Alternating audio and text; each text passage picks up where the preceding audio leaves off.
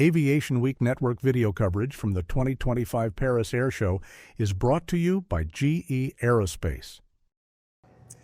Hey, good afternoon. I'm Bill Fell. I'm a test pilot for Sikorsky, a Lockheed Martin company, and we are here at the Paris Air Show, and I am proud to show off the S-97 Raider helicopter that I'm a test pilot for. This is a great aircraft. It's really the sports car of helicopters, and I just have a blast flying this thing. It does all of the things that helicopters do. It can fly sideways and backwards and vertical flight, and it also goes 210 knots. And so that's pretty fast for helicopters. We have the coaxial main rotor system that helps us do that. We rely more on the good lift on the advancing blades than that dirty lift on the retreating blades to do that, as well as the pusher prop.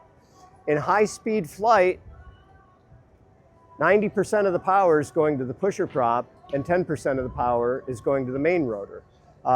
This is the S-97. We've built a bigger one of this aircraft, a twin engine, that we've gone 247 knots in level flight and 56 knots in side flight. So I think X2's got amazing capability. It does all of the things helicopters do, and it does them very well, and it goes fast.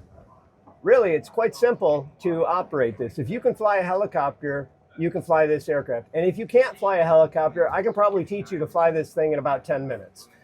Because it's a fly-by-wire flight control system, and you can add features to the flight controls that make it easier to fly. Why do I want to make it easier to fly? Well, you know, sometimes helicopter pilots are operating in an austere environment, like a dark overwater mission, or they're, you know, a foggy night in terrain flight, or they brown out as they're coming into land. And the more automation you can provide to the flight control system, the easier it is for that pilot to do the mission, or the more confidence you give the pilot to do that mission. But in a basic sense, I fly this just like a helicopter. I roll left and right with the cyclic, I pitch with 4.5 cyclic motions, and I go up and down with my collective motion.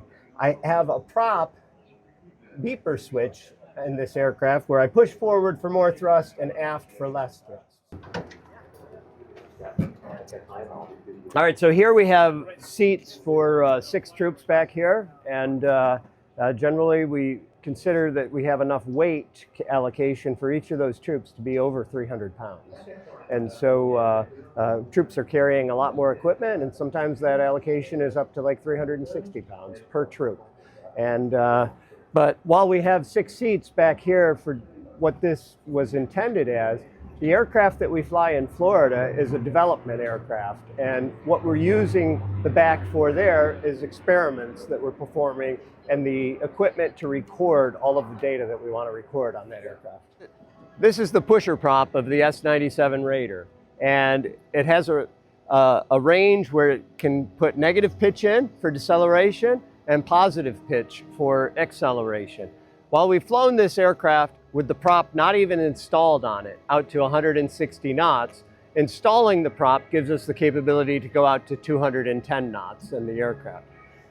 And because we've flown it without the prop installed, should be reflective that it's not safety of flight. You don't need it. So as a combat aircraft, when you get your tail rotor shot out on a helicopter, you're auto-rotating to the ground and you're landing somewhere very close to where that failure happened or where that combat damage came in. Here, the pilot has a clutch. He can disengage the prop from the drivetrain, and you can continue to fly as a helicopter at normal helicopter speeds. The aircraft also has elevators for reducing loads on the main rotor.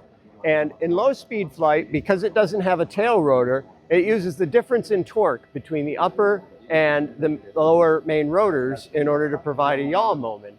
Now, the pilot doesn't have to think about that at all. He steps on the left pedal if he wants the nose to go left, and the flight control computer knows what to do with the upper and lower rotor to make that happen. If he wants the nose to go right, he steps on the right pedal. And so it's relatively simple for the pilot. In high-speed flight, we use rudders to provide for turn coordination and to keep the nose streamlined.